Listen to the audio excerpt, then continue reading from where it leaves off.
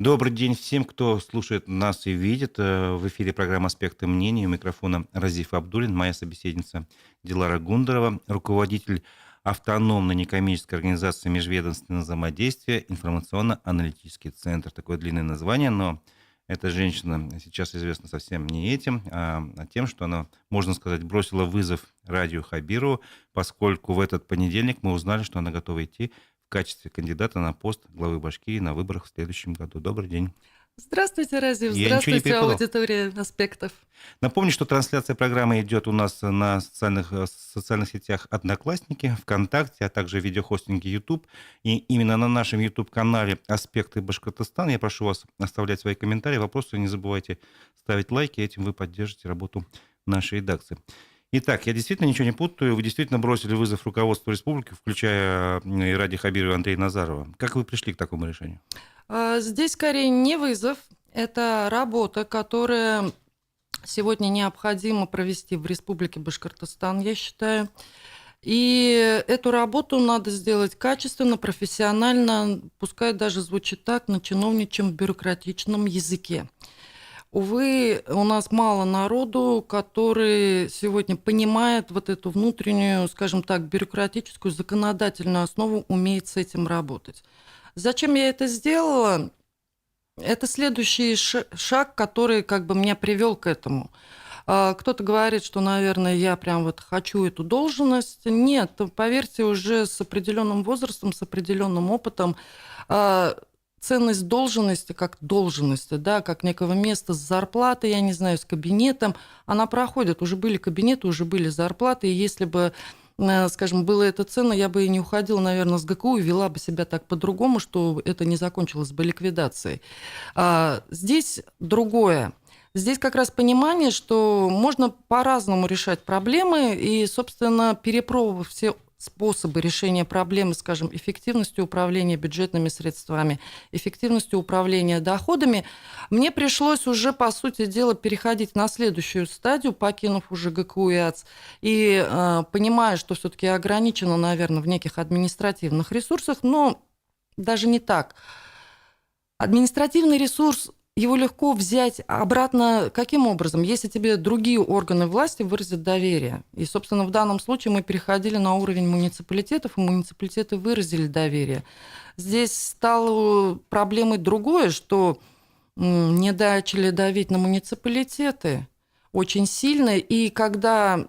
Если бы, условно говоря, политика невмешательства, но не, условно говоря, там, если Республика Башкортостан, а я как свидетель, участник событий говорю, ну, вы не справляетесь, да, с руководством.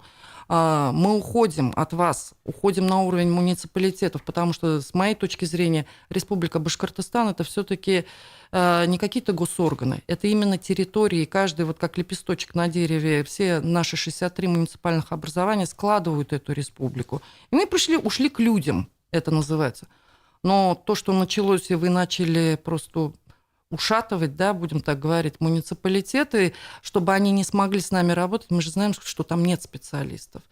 И в таком количестве, скажем так, которым им нужно. И, соответственно, стала уже другая административная проблема. То есть в течение года, после того, как я покинула ГКУ, создается куча проблем. Это просто препятствование деятельности. Я не нападала. То есть я пыталась до последнего сохранить конструктив.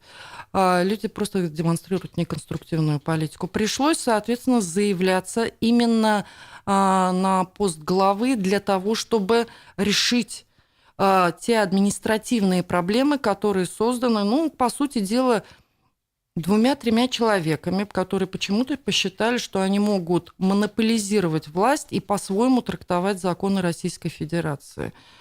Им доверили очень важную должность, важную общественную, скажем так, миссию. Доверил федеральный центр.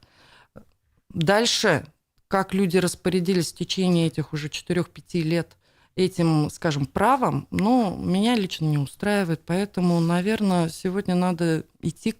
Если бы был другой человек, которого я понимаю, знаю, уважаю, я бы, наверное, его поддержала. Но пока я не вижу в пространстве, скажем так, республиканской политики активных, состоятельных людей, которые готовы заявить свое право. Угу. что-то понятно, но еще, я думаю, придется расшифровывать. Да, конечно. Я пока конкретный вопрос задам, потому что я слежу за этой темой. Вот с понедельника, условно говоря, в среду появился сайт «Голос Башкирии». Я попытался на нем зарегистрироваться. С первой попытки не получилось, со второй сделал. Но, тем не менее, совсем понятен смысл, замысел. Для чего нужен этот сайт? Расскажите, что там за текст обращения я прочитал к Путину. Там, условно говоря, его можно подписать, не подписать, я так понимаю. Само обращение отправлено, не отправлено? Или вы хотите собрать какое-то количество подписей и после этого сделать? То есть для чего это все нужно? Вот здесь как раз я объясняю, как тот самый бюрократичный чиновник, знающий законы Российской Федерации. Вот смотрите, если я заявляю цель стать главой Республики Башкортостан, чтобы это не было пустым звоном, который, как говорится, или как некоторые расценивают, амбиции, да, ничем не подкрепленные, я иду строго в законодательной процедуре. Изучив законодательство в части избирательного права, мы знаем, да, в сентябре следующего года, по идее, должны состояться выборы главы высшего должностного лица Республики Башкортостан. Есть четко описанная процедура. Партии готовят своих кандидатов и выдвигают дальше, предлагают президенту Российской Федерации, могут даже, кстати, пригласить не партийного человека, как от лица своей партии, и президент предлагает 3 кандидатуры на выбор, уже, соответственно, Курултаю, и дальше, собственно, происходит вот эта самая процедура выборов. При этом законодательство Российской Федерации, вот у нас же Республика Башкортостан, мы имеем право, скажем так, ограничить действие законодательства, скажем так, по-другому его изложить. А Российская Федерация предусматривает, тем не менее, и выдвижение независимых кандидатов. Это так называемая процедура самовыдвижения. Так вот, в нашей республике такой процедуры нет.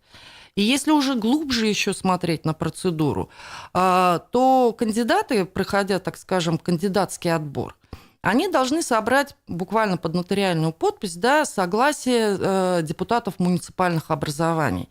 Но при этом мало кто изучает эту процедуру, понимает, что депутат, даже муниципальный, глава района, вот так вот уже написано наше законодательство, может быть отстранен от должности главой субъекта в любой момент. Тогда его подпись будет недействительна? Да, собственно, тогда подпись будет недействительна. А подписи собираются заранее, и, собственно, они публичны, и, то есть, депутатский корпус должен заранее публично сказать, кто не согласен с действующим главой. Сами понимаете, моментально отстранение от должности. То есть, если я бы доверяла Радио Фаритовичу как человеку, который не использует грязные политтехнологии, да, там, скажем так, преследование, убедившись просто на своем опыте, я точно знаю, преследуют, от души преследуют. Я не хочу подставлять этот депутатский корпус. Там вполне себе адекватные люди, тоже заслужившие, пройдя свой трудовой путь, жертвовать своей карьерой, своей жизнью, да, своими семьями.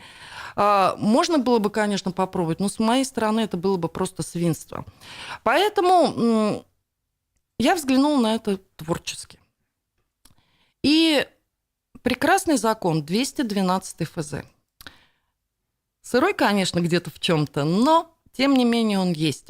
Закон, который, скажем, называется об общественном контроле. Вот такая процедура в Российской Федерации есть. И внутри этого закона предусмотрена такая процедура, как общественный мониторинг. И самое смешное, этот общественный мониторинг может провести любая некоммерческая организация. Ну вот, по странному стечению обстоятельств у меня есть некоммерческая организация. Более того, даже тоже волею судеб, но совпала уставная цель. Мы именно призваны заниматься аналитической работой в интересах муниципальных образований и, собственно, доходного потенциала Республики Башкортостан. Предметом мониторинга, по крупному счету, может быть все, что угодно. А основная цель в законе прямо сказана – эффективность госуправления. И поэтому мы запустили процедуру. Собственно, тот самый главный вопрос, чего ты пошла на эти, скажем так, выборы? А пошла я потому, что я не доверяю. Я не стала искать политесных фраз. Вот как есть, мне нужен результат. Я ставлю перед народом четко вопрос. В рамках общественного мониторинга, в рамках законом установленной процедуры мы этому главе доверяем? И тот самый, опять же, вопрос. Мы доверяем этой никому неизвестной Гундоровой Диларе Закуановне. И вот там собственно, сам текст, если мы доверяем, пожалуйста, подпишитесь под текстом, если вы с ним согласны, если там четко выделены эти два вопроса: недоверие Хабирову, доверие Гундоровой. Есть преамбула, объясняющая, почему. Дальше мы в течение 3 месяцев, этот 3-месячный мониторинг, документы там лежат на сайте, вы их видите на bashkir.rf. Кстати, создание вот этого портала обязательно с точки зрения закона, да, это мониторинг проводится на независимом портале, он поэтому и независимо от сайта, скажем, ОНО МВИАЦ, bashkir.rf. Все, 3 месяца. С 20 сентября, вот так я уж выбрала в свой день рождения, да, до 20 декабря производится так называемый общественный срез. Поэтому мы и ограничили участие именно жителями Республики Башкортостан. Сочувствующих нам может быть вся Россия. Нет, для чистоты выборки, для соблюдения строгости процедуры мне очень важно, чтобы именно люди, обладающие избирательным правом в Республике Башкортостан, проголосовали. Дальше я хочу собрать, соответственно, эти подписи, результаты мониторинга, и направить президенту. Имею право в рамках этого закона. Со словами: не знаю, что у вас там, но вот республика в рамках этого общественного мониторинга считает вот так. Поэтому, давайте честно, будет отрицательный результат для меня лично, да, как для Гундоровой, я так и отправлю. Я так и скажу: республика не хочет видеть Гундорову, доверяет Раде Фаритовичу.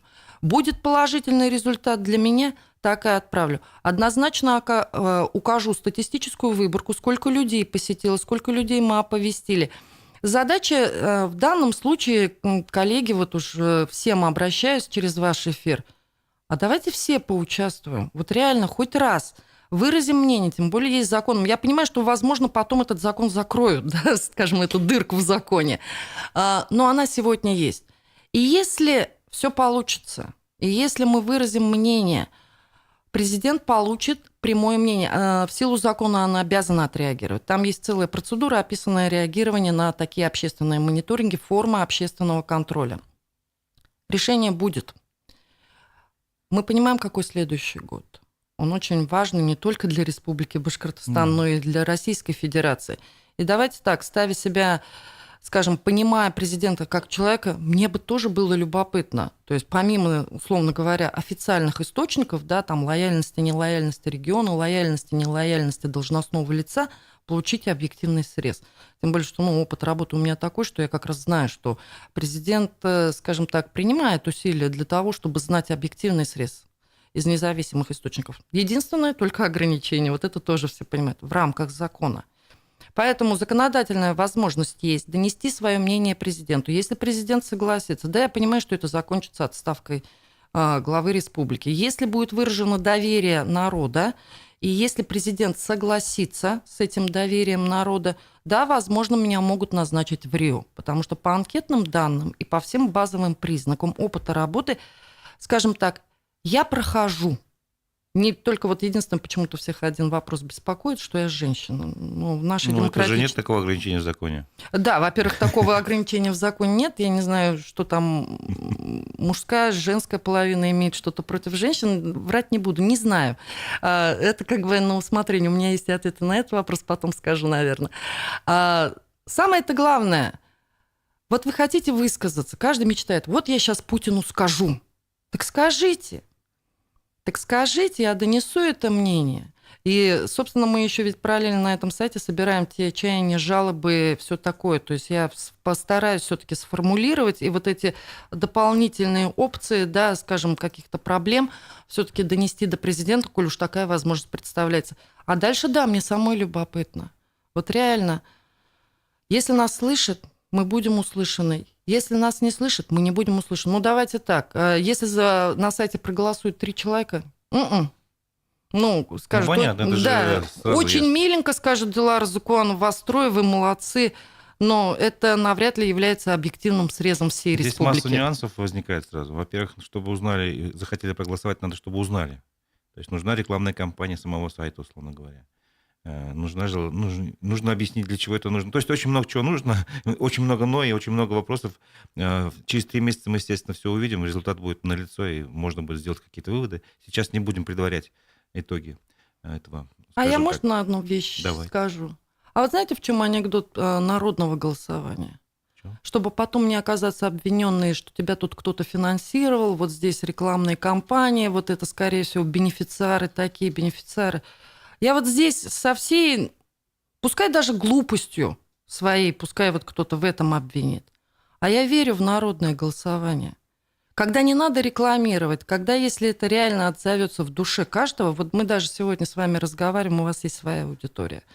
У этой аудитории есть семьи, друзья, знакомые, которые вдруг начнут проснуться в конце концов и займут активную гражданскую позицию.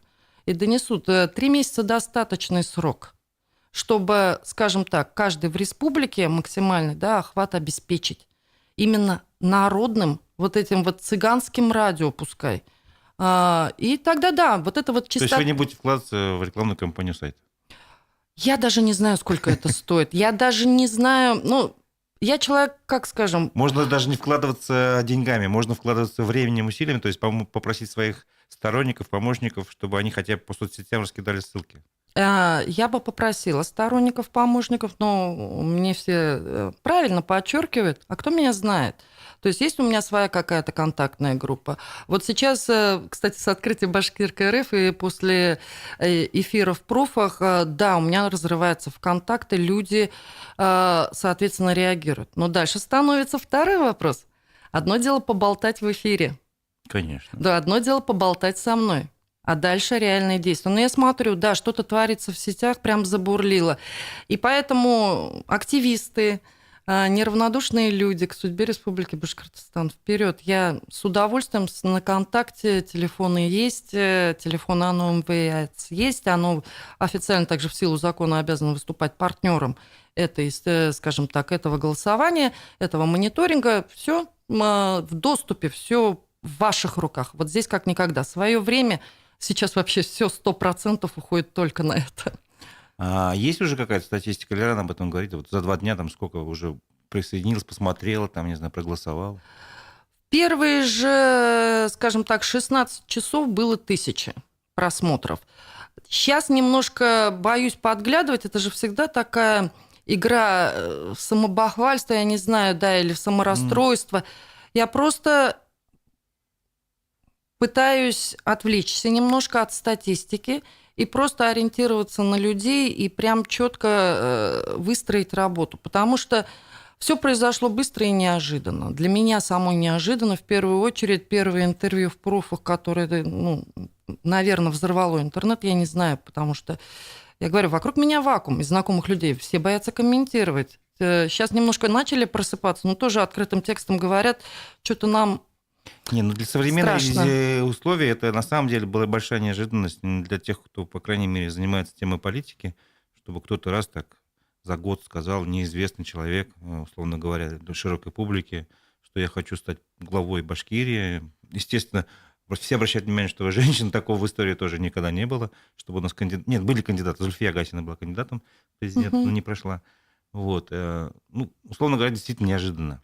Что сказали ваши близкие, ваши друзья, может, родственники, может быть, соперники, не соперники, скажем так, оппоненты из Белого дома? Были какие-то реакции? Нет, я говорю, абсолютный вакуум. Ну, повторюсь, наверное, у каждого есть там, я не знаю, друзья детства, да, аполитичные, которые тебя помнят, как вы с ними там во дворе только бегали. Есть одноклассники, есть одногруппники, есть там куча профессиональных бывших коллег. Вообще тишина. Реально 5-6 человек. Причем вот за там сколько, 2-3 недели, ну почти месяц ведь был, да, перерыв между, вот, скажем так, заявлением и первым интервью. Я даже удивилась, что реально так все испугались или так растерялись, или что произошло. Я не люблю сама первой звонить людям, ковырять их в душе, знаете, иногда даже для себя неприятно Ну, а дома будет что услышать. сказали? А дома у меня только 3 человек, муж и дети. Муж, мы никогда не вмешиваемся в работу друг друга. Вот здесь у меня очень хорошо. У меня муж машиностроитель. Он совершенно из другой, как говорится, песни. И, собственно, он-то узнал обо всем уже постфактум. постфактум, и, ну, крики были. Серьезно? Серьезно, это Слышно было во всем доме? это были крики, да, потому что Ну, я так понимаю, это не крики радости были. это были не крики радости. Потому что, ну, я женщина, и я обязана хранить домашний очаг. И когда мы выносим себя на публичную плоскость, логично, что мы вынесем и семью на публичную Да, плоскость. в политике это так. И детей на публичную плоскость. И мы, понятно, пытаемся охранять эту историю. Подумала я об этом, не подумала. Муж пытался сказать, я не подумала. Нет, подумала. Ситуация, которая сложилась вокруг меня, кто бы с ней спорил, не спорил, у меня реально профы вовремя вмешались. Это прям вот коллеги, которые со мной, вот мои отцовские, знают, это было в день выход интервью, и буквально там уже раскручивалась машина, которая неизбежно, вот я бюрократ и работала как человек, который работал с правоохранительной системой. Я прекрасно знаю, как упаковать человека.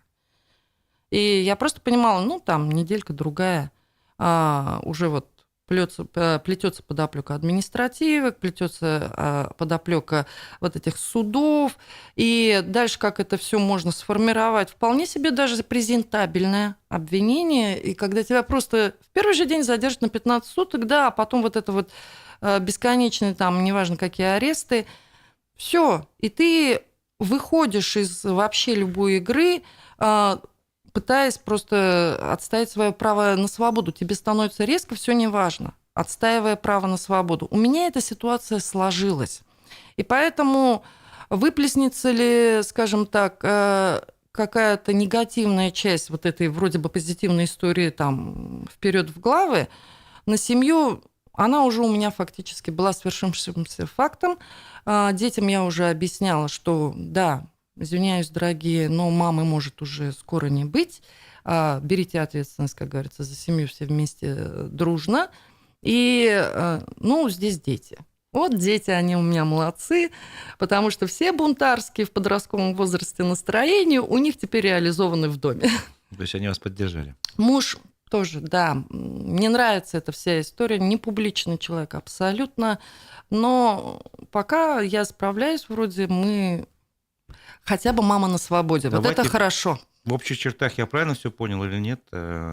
Цепочку событий. Вы работали в информационно-аналитическом центре в государственном учреждении, целью которого было выявлять налоговый потенциал, увеличивать доходность бюджета. Ну, резервы в общих доходного словах, потенциала в общих консолидированного бюджета Да. РБ. Вы находили какие-то недостатки, прошу прощения, нарушения, пытались донести свои, значит, выкладки, выводы до руководства республики, вас не слышали. Вот. Потом дошло до того, что ваш центр ликвидировали, соответственно. Вы оказались, ну, не на улице, вы стали продолжать эту же работу, но в другом качестве, в автономной некоммерческой организации, заключили... Не сразу был Мы сначала перешли структуру, то есть так как мы были интересны. И одна структура говорит, давайте воспроизведем вашу деятельность, то есть под нашим форматом. Это была государственная структура АО БРСК, они айтишники, они предложили и, собственно, сформировали под нас дирекцию, наши кадры перетекли туда. Там немножко, правда, был другой уклон, это больше перенос на цифру тех практик, наработок наших, также в целях муниципальных образований, тем более, что они работали, это как раз они работают с картой АЛГА, там вот с реформой ЖКХ, они и так в муниципалитетах. И от них потребовали буквально через месяц. Генеральный директор, там, замгенеральный директор, он говорит, мы первый раз такое видели, чтобы поступил звонок. И там, я говорю, там еще до Нового года немного времени осталось. Звонок о чем? Истерика Назарова. Чтобы вас ликвидировали в да, очередной раз, как бы, да? Убрать Гундору, убрать всех, кто с ней пришел. Я вот никогда не понимала, люди-то тут при чем. И самое главное, вот эта вот любимая фраза, ликвидировать структуру, в которой они работают. Мы ровно месяц проработали. Я говорю, ну ладно, до Нового года доработаем. Он говорит, нет, в 11 часов, чтобы приказ об увольнении, они лежал. Мы уж сели на генеральный инспектор, я говорю, все, ты ни в чем не виноват, мы уходим. Раз. И вот давайте так, ну не все сразу пошли со мной тем же самым заниматься, потому что люди, ну, разочаровываются. Да. У меня практически ни один сотрудник не смог устроиться. Идет звонок просто либо бывшему работодателю, либо туда и отцовских не брать. Ну, давайте так, в моем контакт-листе руководителей крупнейших предприятий, которые там, ну, скажем так, знают меня, и взять человека, да, хороших специалистов, они ведь знают наших специалистов, не меня даже, я вот четко говорила, ребят моих пристройте, возьмите, они хорошие специалисты, у многих семьи, ипотеки эти бесконечные. Ни один, я в таком, скажем так, по-человечески я отравилась. Вот это вот неплохо будет сказано. И поэтому создание ОНО МВС, когда я поняла, что работать нам просто не дадут нигде, пришлось создавать свою структуру. ООшку нет. Ну, все-таки вот я про профессиональную деформацию говорила. ОНОшка. Прошу прощения, перебью. Значит, вот цепочка такая. Вы продолжите заниматься делом уже в автономной некоммерческой организации через промежуточную структуру. Далее, вот тут не совсем понятно, когда наступил момент, когда вы решили вынести в публичную плоскость и уже рассказать об этих вот всех недостатках в прессе. Видимо, после того, как уже вот стучались в другие двери и тоже не достучали. Нет, мы никогда не скрывали в бытность ГКУ. Меня скорее наоборот удивляло, почему пресса не реагирует. Про нас все знали внутри периметра, скажем так, государственной службы. При этом всех там все общаются, все понимают. Меня наоборот удивляло. Все знали об этом противостоянии все 4 года. Все прекрасно знали об этой какой-то странной ситуации. Мы, собственно, тоже не скрывали. У нас же все материалы лежат публично на сайте. Мне почему-то всегда казалось, мы когда приняли это решение, немножко, как я говорю, не политесное, наверное, да, вот такое. Оно не запрещено на госслужбе, но и вроде как не очень приветствуем. Мы все свои самые даже провокационные, пускай будет сказано, материалы с 2021 года, вот я с января, я помню, мы прям запустили, все материалы лежат на сайте ГКУ РБИАЦ. И не почему никто не все же читают внимательно, и надо же расшифровывать, разъяснять. Почему? Ну, часть народу реагировала, да, но почему-то мы сами удивлялись. А где журналисты? Ну, либо пресса ленивая у нас. Мы письма рассылали. Мы письма рассылали прессе, и нет, смотрите, все равно еще раз, давайте все-таки этот момент уточним. Вот в Пруфов вышло интервью ваше большое в 2 частях, и там действительно прозвучали такие заявления, которые лично для меня показались такими, смелыми и интересными. Ну, например, вы сказали, первое интервью, если не ошибаюсь, по поводу энергетики, там часть была. Да. Ну, там такие факты вы вытащили на свет, что какие-то объекты недвижимости в энергетике оцениваются очень низко в целях низкого налогообложения, чтобы уйти от налогов и так далее. А все это нужно для того, для меня такой вывод был, внутри сделан, чтобы энергетика – это спонсор для выборов, чтобы деньги какие-то уходили на выборную кампанию, в том числе. Вот. И еще это связано с тарифами. То есть тарифы в этом случае тоже должны быть, видимо, необоснованно высокие. Вот я не знаю, вы, может, поясните? У вас 3 вопроса, да, независимых внутри одного вопроса. Давайте поясню проще. Ну вот самый хайповый, да, наверное, вопрос, почему ты решил, что они идут на выборы? Была просто свидетелем разговора Дубровского с Сидякиным. Все, точка. Вот даже не разговор. Почему я была свидетелем разговора? Потому что я попала в кабинет Сидякина как раз для того, чтобы доложить о ситуации в отрасли, что пора принимать решение. Вот я нашла. Выглядит так. Мы же провалились ведь начиная от приватизации Башкирэнерго. Я не родилась, когда и пошла сразу работать в ГКУ ЯЦ. Я поэтому всегда говорю, читайте, ребята, биографию. 10 лет Минпрома. Минпром ведет энергетику. Я все это знала еще плюс 10 лет. Уже знали. Первое место моей работы 96-97 год – это Башкирэнерго. Еще то Башкирэнерго. Я застала сама этот конфликт, скажем так, Москвы и Республики Башкортостан по назначению генерального директора. Это еще было то Башкирэнерго, когда вся энергосистема была единой. 44 филиала Башкирэнерго. Количество объектов недвижимости, та, скажем так, предельная еще государственно-советская история учета имущества, она там вся была. Я работала, причем не где-нибудь, в финансовом отделе. Я и так это все знала. И почему, собственно, мы и занялись энергетикой? Для меня это было проще всего. То есть, когда мы приняли решение, вот он, красивые слова, консолидированный бюджет, доходный потенциал, а с чего начинать-то? Да? Можно, конечно, докопаться, извиняюсь, вот до физиков. Вот такое вот жаргонистое выражение. Физические лица. Физические лица каждому. Ну, давайте еще раз выдаем. Нет, конечно. Есть отраслевки. Мы пошли искать, чтобы не искать необъятно. Отраслевка ведь это всегда очень конкретное предприятие. Это всегда считанное количество. И поэтому обратили внимание на энергетику. Сначала первый признак у нас был доступ к налоговым сведениям, а сколько, собственно, энергетика платит. Со скольких объектов. И вот первая выборка, почему-то мы поняли, что в АИС налог 3, их всего 300. Не поняла. Причем, когда мы смотрим название объектов, там, нет вот этого всего, какая-то там линия электропередач какому-то автосервису, все. Дальше пошли дальше. Давайте запросим Росреестр. Запросили Росреестр. Сколько у нас объектов энергетики в Росреестре? Запросили Минпром. Запросили, логично, у нас уже, так как Минпром и тарифы работают вместе, да, в рамках формирования тарифов, Минпром – это инвестпрограмма, здесь, скажем так, ежегодное утверждение, да, вот этого тарифа, через сбор и анализ всех данных. Тарифный комитет, отдаем им должное, они нам открыли, мы сделали межведомственную рабочую группу, то есть все официально. Всем было интересно. Я даже более того скажу, когда мы раскопали всю эту историю, нашлись работники, которые регистрировали эти сделки перехода, вот где, скажем так, приватизацию уже распила, я вот прямо скажу, распила Башкирэнерго. Мы подняли все эти документы. Мы отвезли их даже в Росфинмониторинг по одной маленькой причине. Там такое. Вот то, что я даже сейчас в эфире, извините, Разив, не скажу, потому что, наверное, все-таки это относится к составу государственной тайны. Вот это вот, единственное, прошу, коллеги, понять, есть определенная часть, потому что отдана на внешний контур, да, скажем так, исследования, там есть международные исследования даже, вот так. Как у меня Росреестр искал, прям им самим было любопытно, вот эти следы мы имущественной цепочки выставляли, как будто янтарную комнату искали. Интересно было всем. Сухой остаток. Нашли под 60 тысяч объектов в тарифе.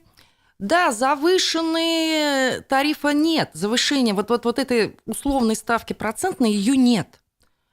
Но то, что составляет тело тарифа, вот этот большой массив, там какого только мусора нет. Всего 44 на тот период территориально-сетевые организации, которые ежегодно проходили отбор.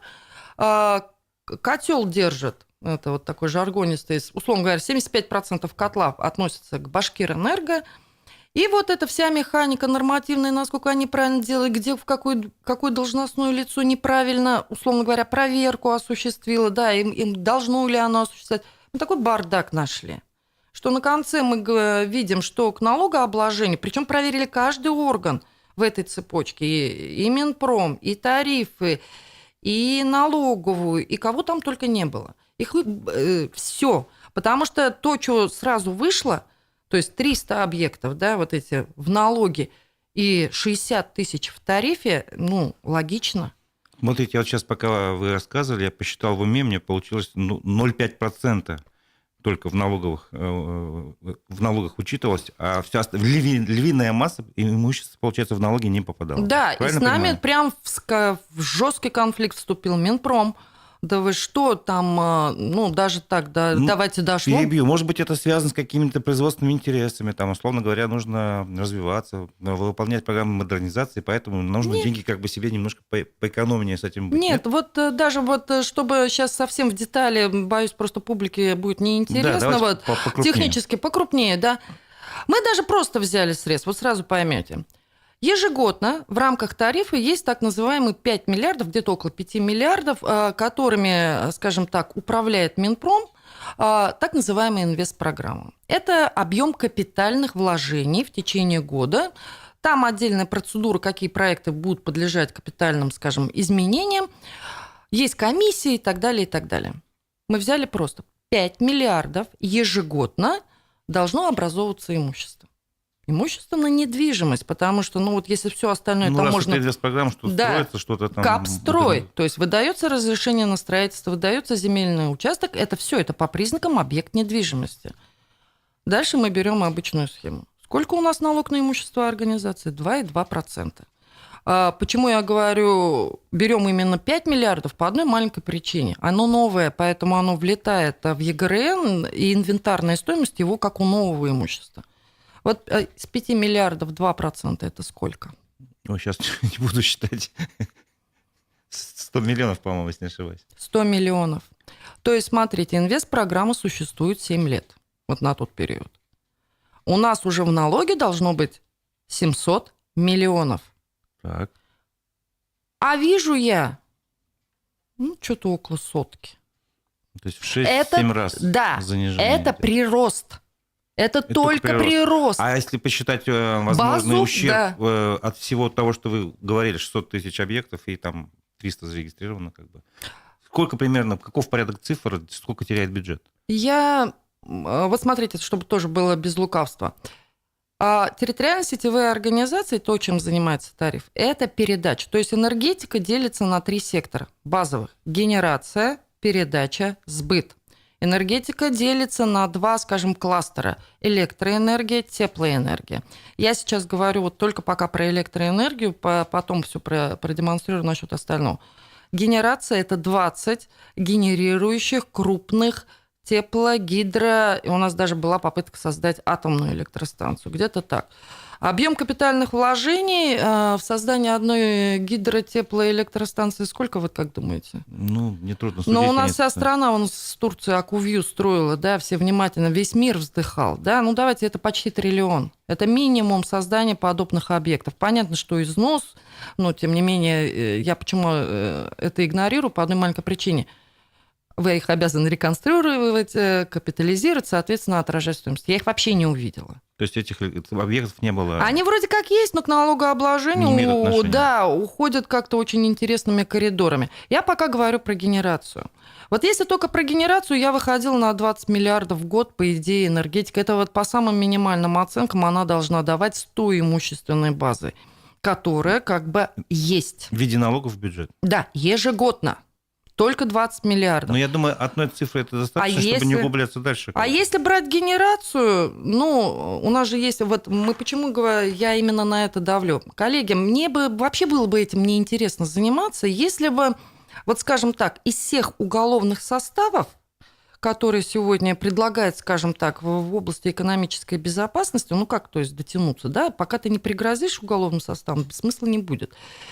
Налоговый состав – самый легко доказываемый состав. Это, получается, уклонение от налогов особо крупных размеров. Да, и он очень легко доказывается, потому что, вроде как, вот он, либо ты заплатил, либо нет, да? И на него очень хорошо идут именно правоохранительные органы. И его больше всего, наверное, и боятся те крупные компании, тут уж помимо имиджевых, скажем так, историй, все это есть.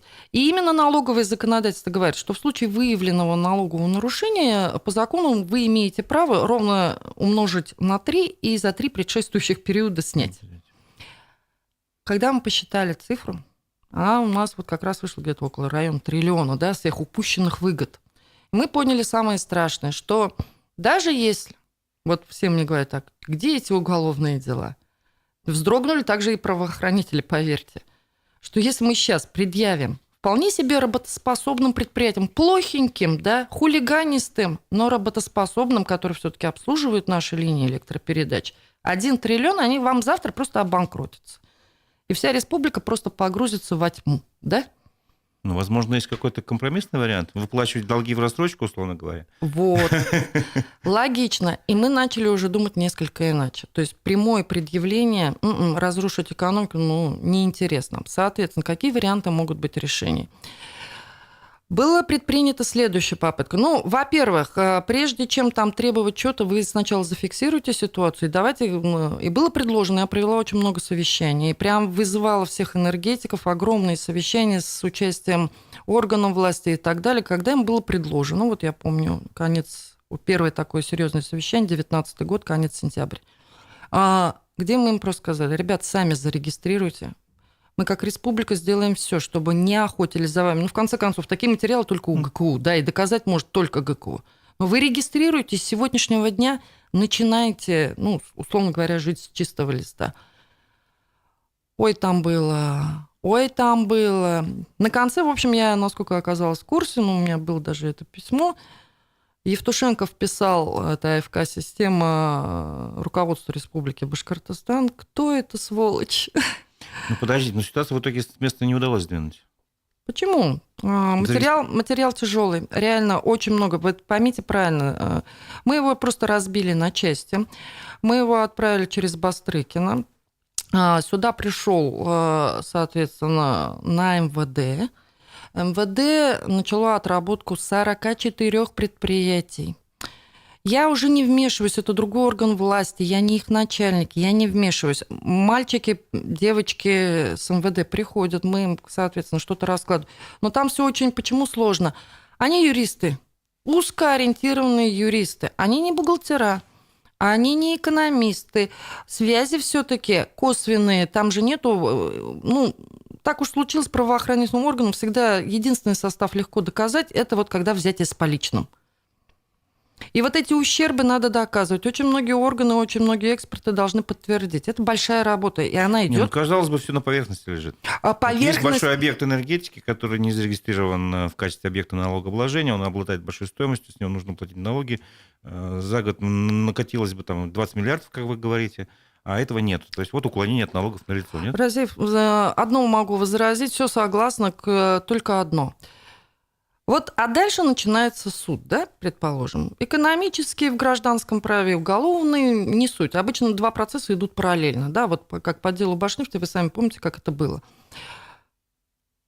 И поверьте, на той стороне стоят гораздо более качественные юристы. И если в этот момент, хорошо не подготовившись, проиграть в суде, это называется засилить сделку. Поясните. То есть, смотрите... Я считаю, я термин просто ваш не понял. Засилить сделку. Это вот юристы, правоохранители понимают. Например, вы, Разив, мне должны 100 рублей, да? Так. Я подаю на вас в суд. Вы начинаете в суде сопротивляться. И говорите, Дилара Зукуановна забыла взять с меня расписку. Я говорю, вот у меня 4 свидетеля. На конце вы предпринимаете меры и говорите, ваши 4 свидетеля, да, вот один алкоголик, у другого справка сумасшедшая, вы выигрываете спор. Все, судебное решение есть, устоялось. Так кто тогда в этой ситуации дурак? Я, которая попыталась вернуть свои долги? Или вы молодец? В результате вы мне после этого можете все что угодно со мной сделать, как вы взяли у меня 100 рублей, вы еще на меня можете там на клевету и так далее. Все что угодно.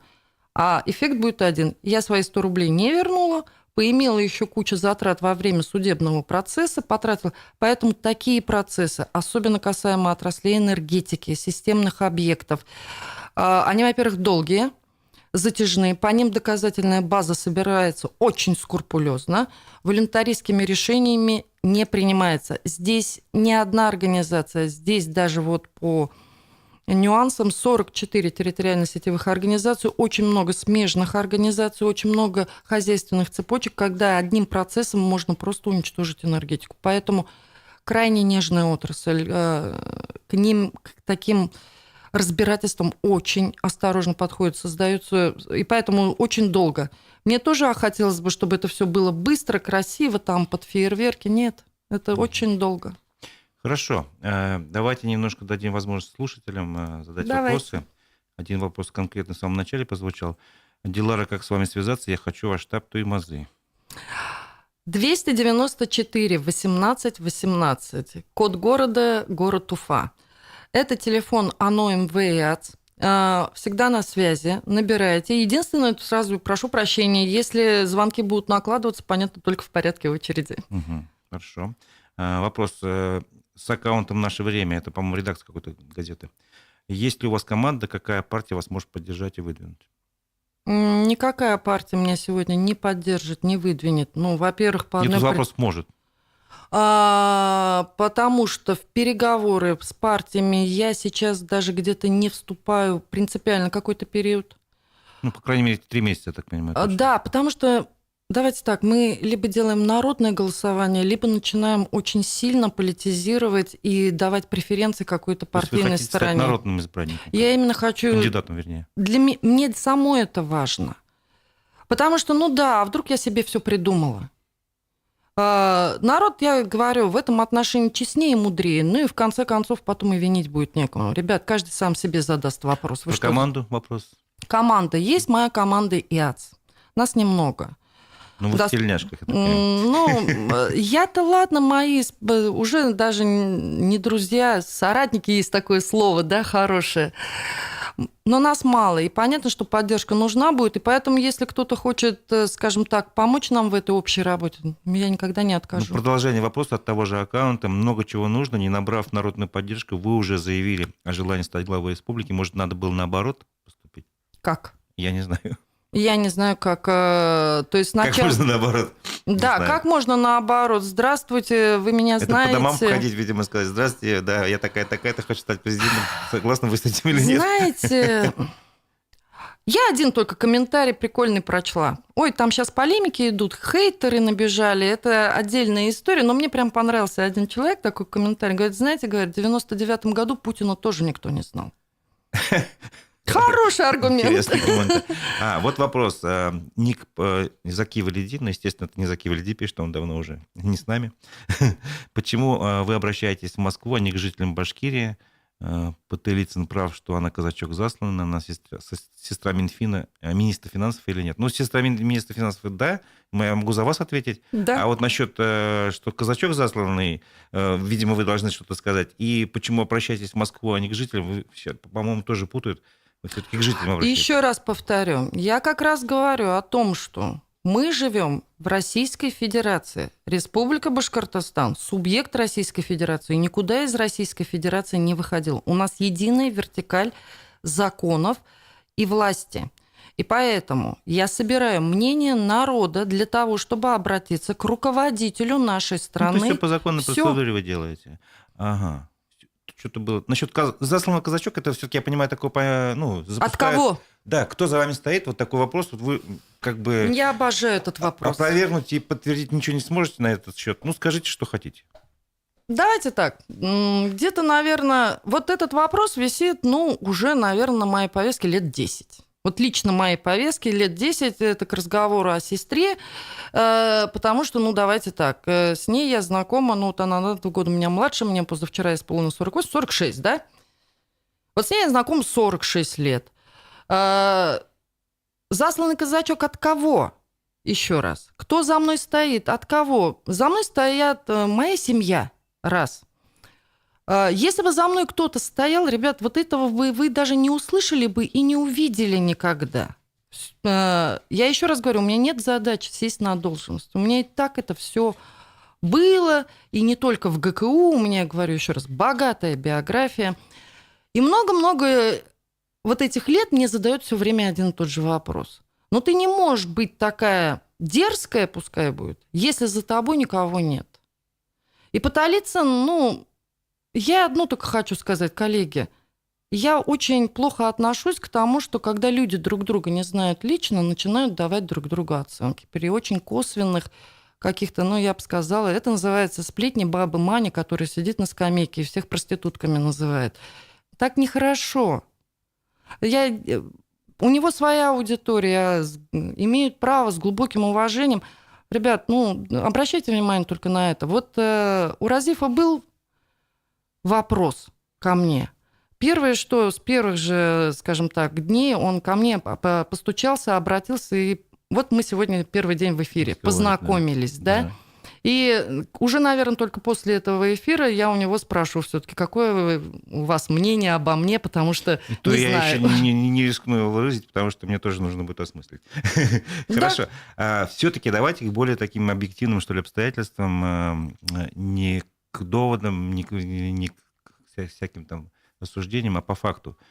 Как вы относитесь к мнению, что все-таки, ну или к факту, что определение главы региона зависит прежде всего от президента России, а не от волеизъявления граждан? То есть вы сами говорите, что президент должен одобрить вашу кандидатуру.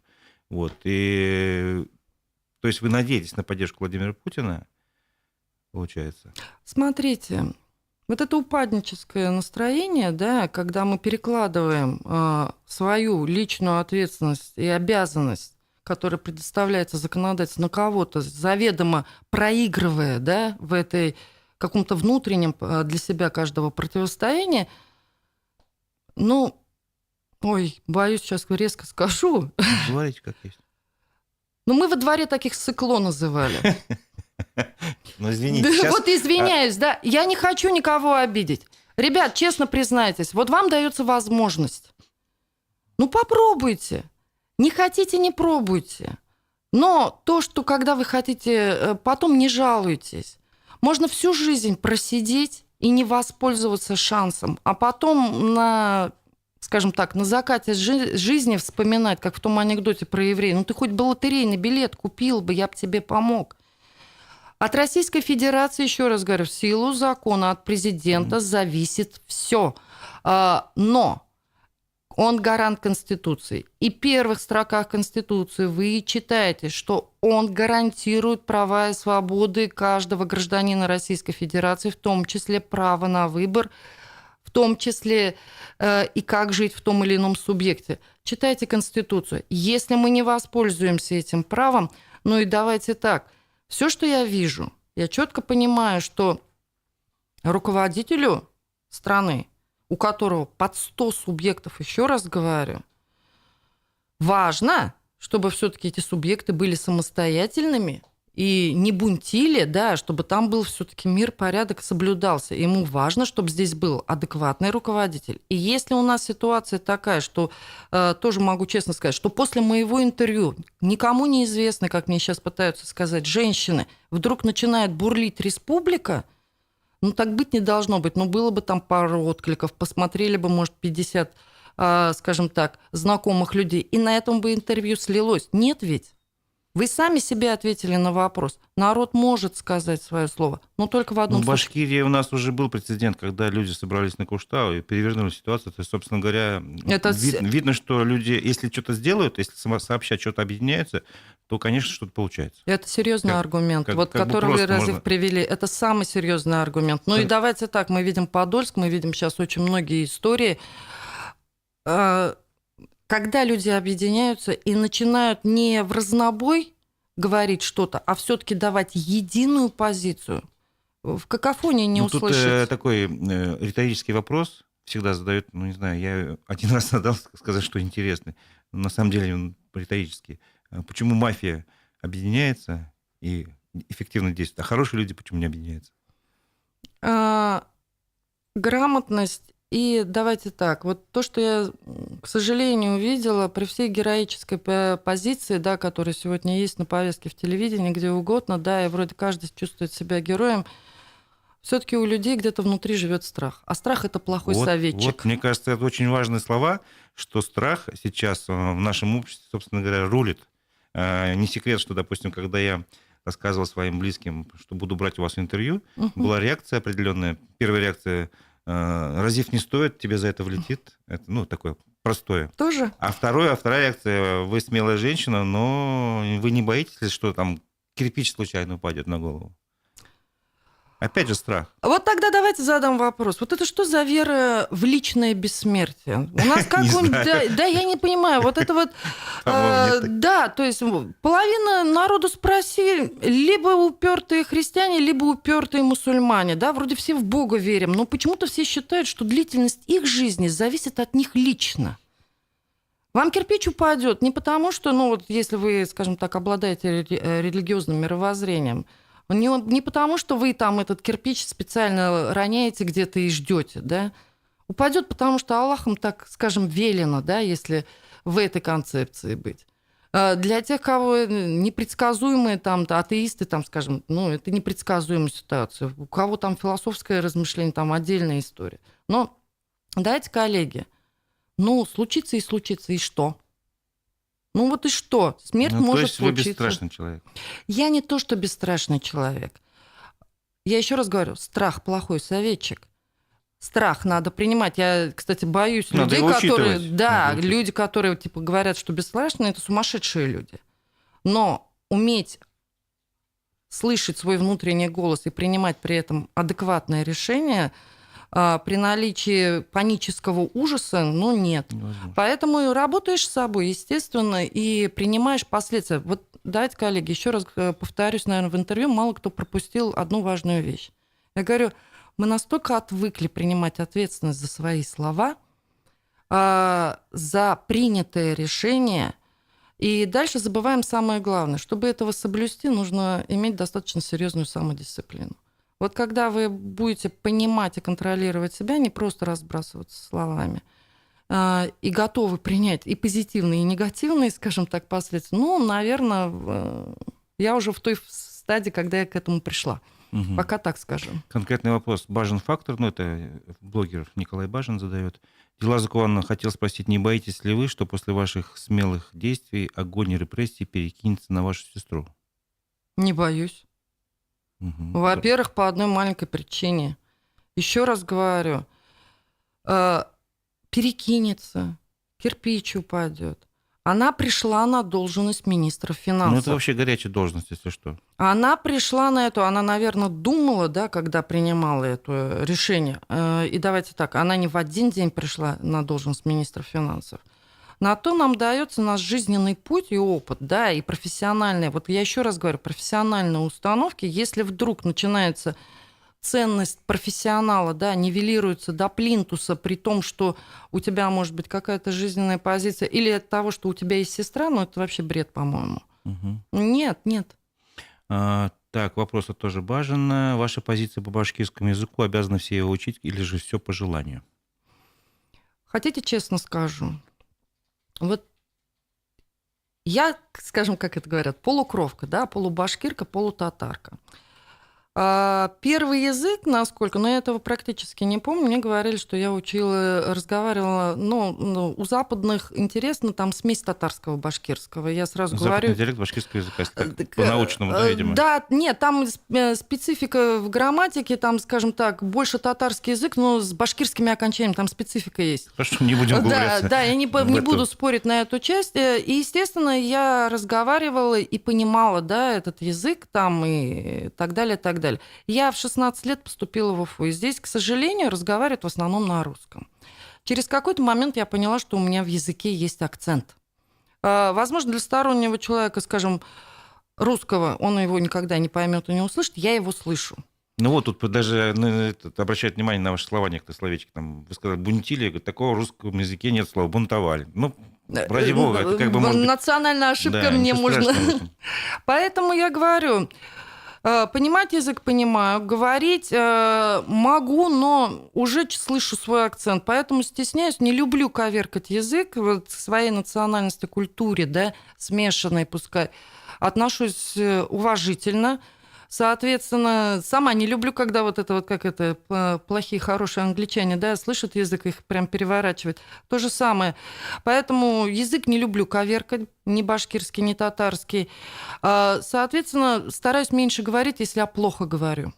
Вот, честно. И, соответственно, требовать от людей, которые никогда не разговаривают, они не будут разговаривать. Мои То есть дети... по желанию ваш ответ? Как бы, Конечно. фактически. Смотрите, есть такое мнение, по крайней мере, я услышал это от Аббаса Галямова, признанного иноагентом политолога, мы общались в среду, я вот спросил про вашу ситуацию. То есть вот вы, ну, рассказал, не совсем в курсе был, тем не менее. Вот, и по его словам, насколько я правильно понял, позиции Ради Хабирова сейчас достаточно крепкие, потому что одним из больших основных критериев отношения Владимира Путина к главам регионов – это как они поддерживают специальную военную операцию. То есть, ну, мы знаем про все про добровольческие батальоны, про помощь и так далее, и так далее. То есть тут, я так понимаю, что можно сказать, что глава Башкирии, скорее всего, перевыполнил все планы, там, все показатели.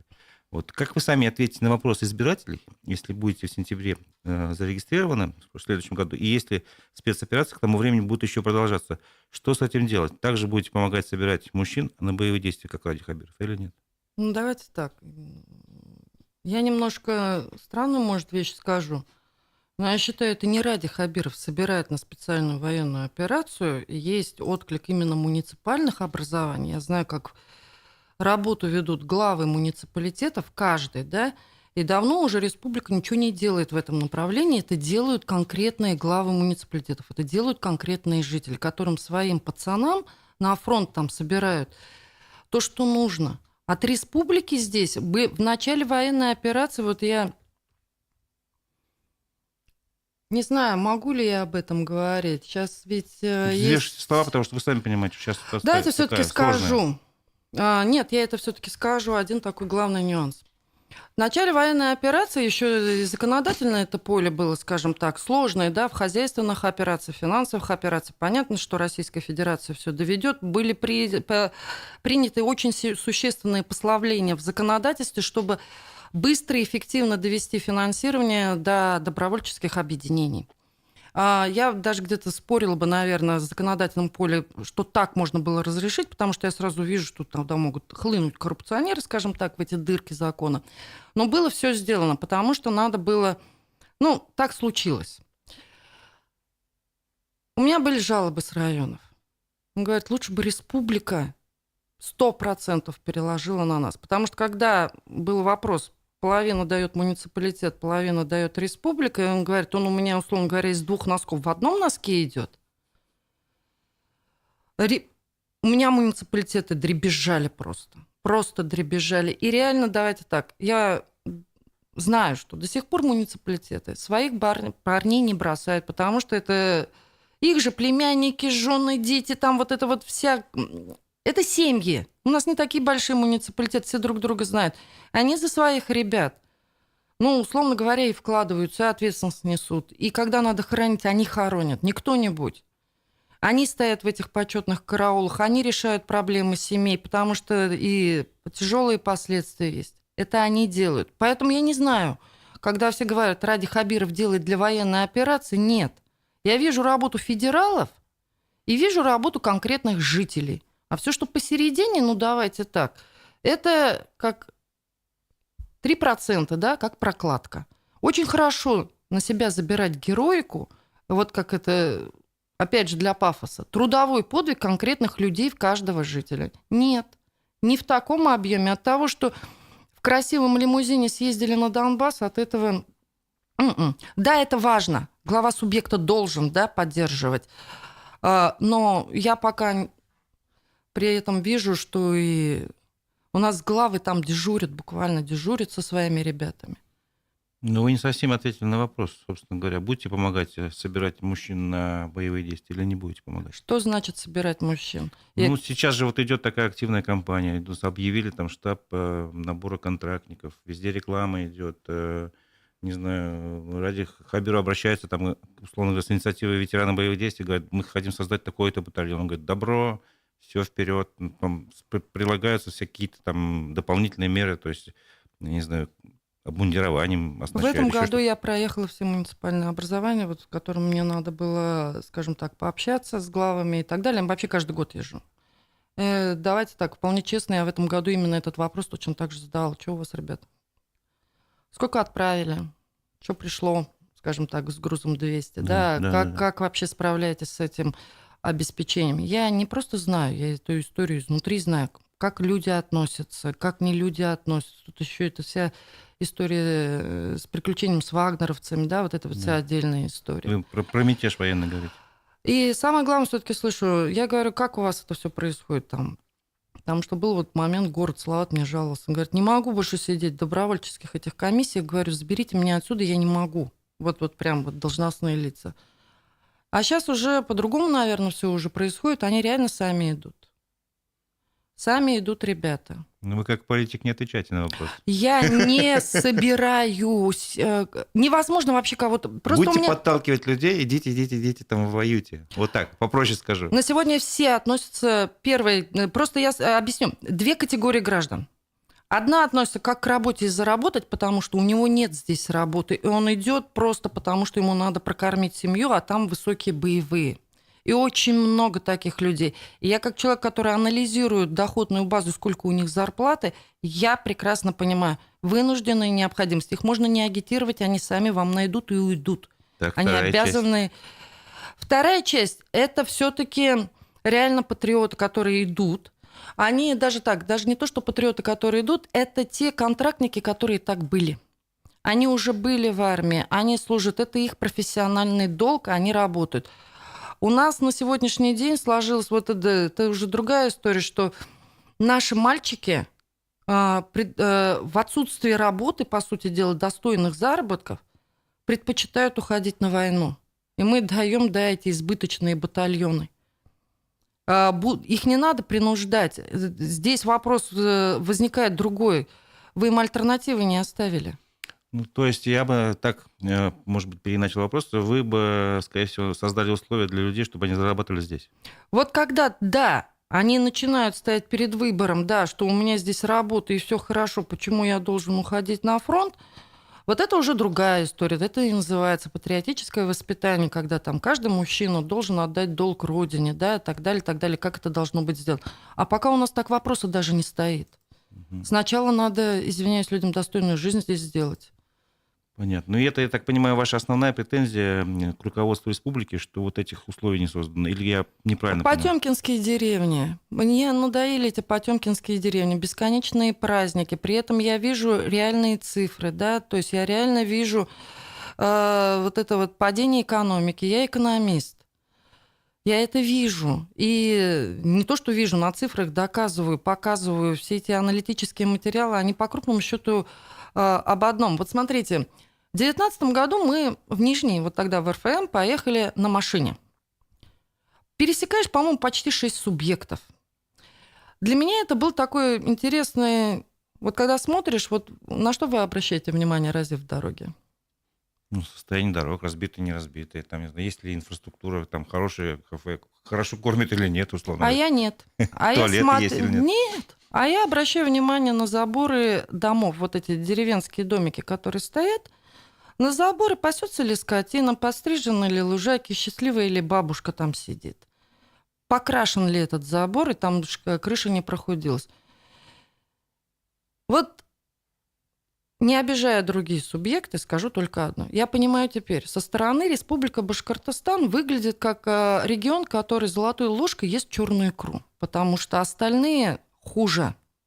Хуже, они, как можно сказать, бедненько, но чистенько, да? Есть еще хуже. И поэтому, если наша Республика Башкортостан вдруг начнет есть, как я говорю, красную икру серебряной ложкой, по крупному счету, с точки зрения федеральной политики и других субъектов, ну, подумаешь. Эту проблему ощутим только мы. Но для меня, как для экономиста, это тренд на стагнацию. Вот скоро мы дойдем до деревянной ложки, и дай бог там каша будет.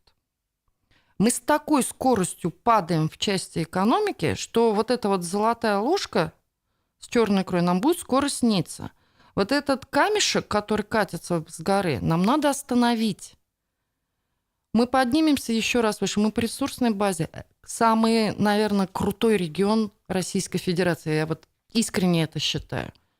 Но мы должны, соответственно, понимать, что мы не имеем права, в первую очередь, подвести себя. То есть это вот что за при богатом, скажем так, хозяйстве, да, себя уронить ниже плинтуса. Так нельзя.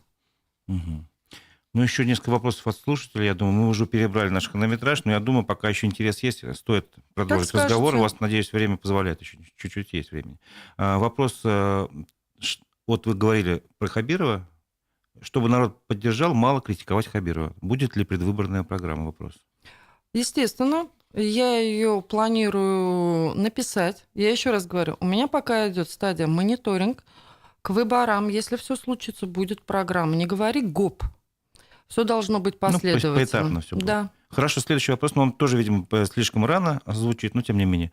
На предвыборную кампанию необходимы значительные финансовые средства. Есть ли они у вас или появятся ли они у вас? Зачем они нужны, я не понимаю. Ну, давайте я попробую объяснить.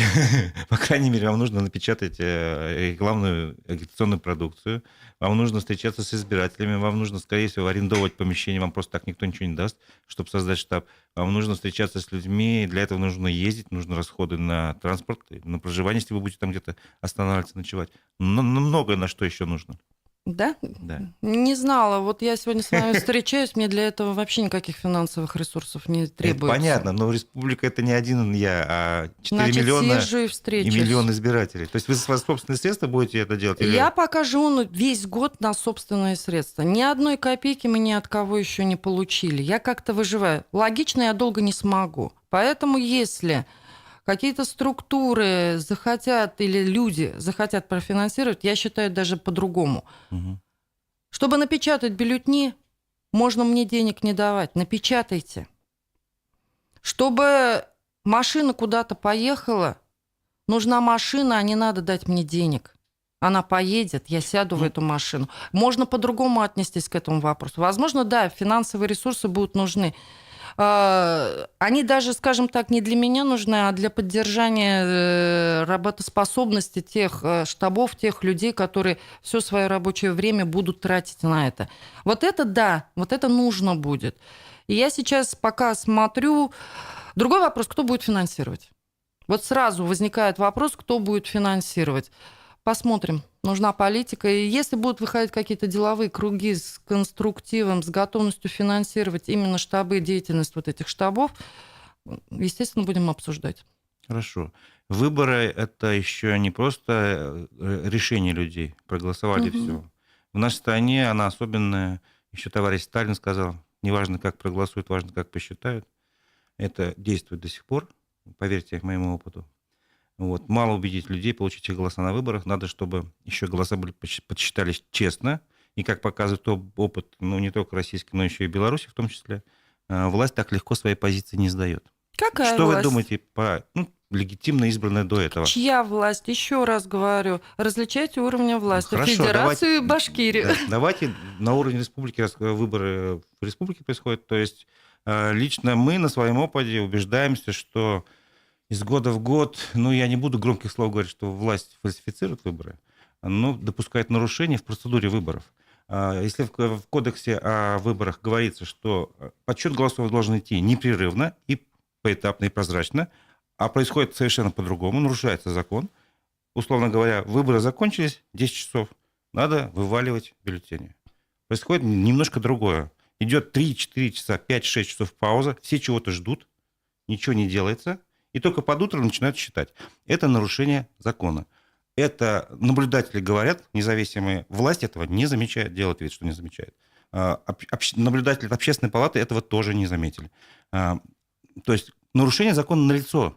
На мой взгляд, если это зафиксировано в Нефтекамске и в Уфе, как минимум 2 крупных города, можно сделать кое-какие выводы. Или другой пример. Я каждый год делаю эксперимент как журналист. Я прихожу на избирательный участок, беру бюллетень, ставлю галочки против всех кандидатов, пишу какое-нибудь слово, то есть порчу бюллетень, фотографирую, опускаю. Через 2-3 дня, когда итоги появляются в официальной системе Госвыборы, я смотрю на своем участке, сколько недействительных бюллетеней.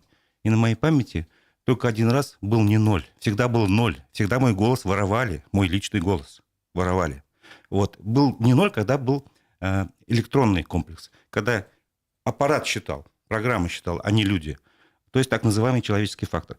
И таким образом принцип, неважно, как проголосует, а как посчитает, он действует. Он действует в нашей республике, в нашей Уфе, в Нефтекамске. Не буду за всех говорить, но тем не менее это действует. Как вы будете с этим бороться?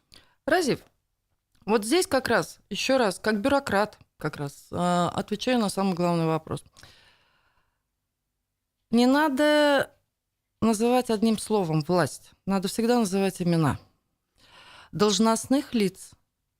Каждый, вот вы назвали, вот я сейчас там штук 15, да, навскидку посчитала процедурных итераций, должностных, скажем, уровней, да, которые принимали решения, вот если все как вы есть, так есть, принимали решения в каждом конкретном случае. Сначала там, да, начальник избирательного участка, условно говоря, и так далее, включая избирком республики, включая руководителя или там должностное лицо общественной палаты. Я про что говорю? Сволочью становишься в каждом конкретном случае конкретное должностное лицо. Со словами «вот это на меня надавили». Ребят, вы когда принимаете решение, я знаете, что хочу сказать? Я что-то не увидела сломанных рук, ног, что вас пытали в этот момент, а вы сопротивлялись, и вот вас заставили. Поэтому нету такого слова «власть». Есть персональная ответственность каждого должностного лица. И персональная ответственность должностного лица, которая позволила свершиться, да, или не свершиться какому-то правонарушению, если оно имеет место быть. Дальше, если это несколько должностных лиц вот в таком сговоре, это называется ОПГ. Поэтому давайте различать власть. Как я собираюсь решать этот вопрос? Я поэтому сначала и начала. Я провалила законодательство о выборах. Я знаю зависимость по избиркому от главы Республики Башкортостан. Я более прямо скажу. Я даже более того скажу, что именно он назначил именно эту кандидатуру, и она очень сильно связана, скажем, должностными регламентами именно с главой. И именно поэтому я иду по этой процедуре. Когда, извиняюсь, грубо скажу, наверное, на какую-то хитрую жопу найдется другой винт. Ну, против лома есть прием, да? Да, поэтому, собственно, я еще раз говорю, никогда бы эта ситуация со мной не дошла бы до такой горячей фазы, что мне пришлось бы заявляться на главы, если бы у меня было хоть на секунду какое-то сомнение, что я не права, и что здесь допускаются какие-то факты беззакония. Поэтому я и повышаю градус, мне приходится повышать градус до статуса главы Республики Башкортостан, приглашаю уже к этому спору Российскую Федерацию рассудить. Соответственно, при наличии, если уже на предварительном этапе, я пойму, Российская Федерация нас не слышит, но еще раз говорю, почему-то я уверена. Не почему-то, а потому что, наверное, у меня есть аргументы, доказательства, и уже контакты, и коммуникации, когда я полагаю, что Российская Федерация нас слышит. Единственный момент, и укор всем, иногда бывает очень неправильно представлена позиция. Поэтому задача нам выдержать законодательную процедуру, сделать все точно и четко, грамотно.